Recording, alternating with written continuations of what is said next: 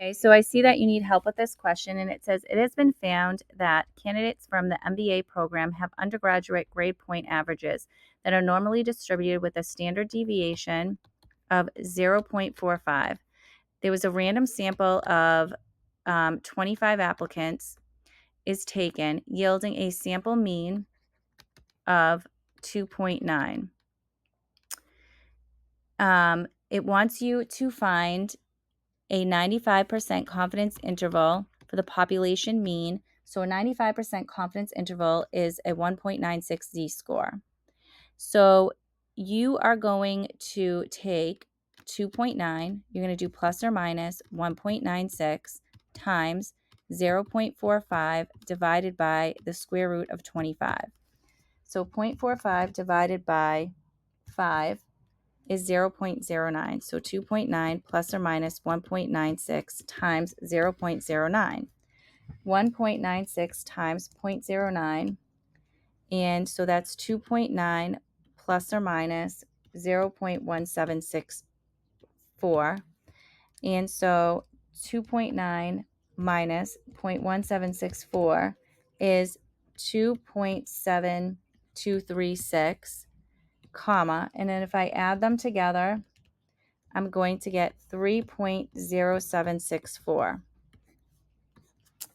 Then it says, without doing calculations, state whether a 90% confidence interval for the population mean would be wider or narrower in part A.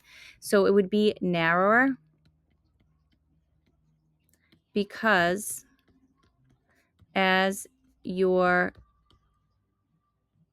as your interval or your confidence interval, as your confidence interval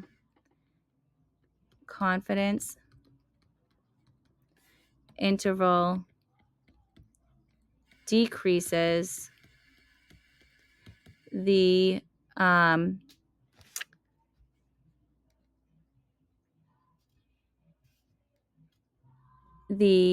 width decreases.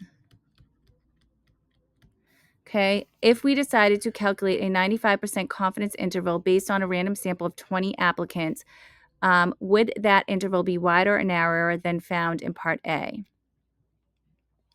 So you would take 0.45 divided by the square root of 15, and then you would be taking 2.9 plus or minus 1.96 times 0.1162.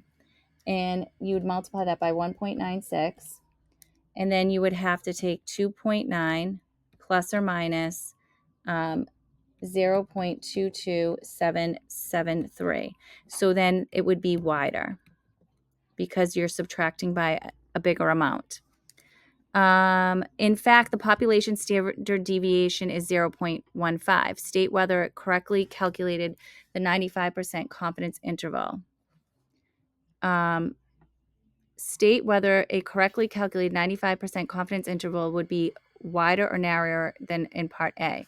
So if you did a standard deviation of 0.15, so 2.9 plus or minus 1.96 times 0.15, divide that by the square root of 25.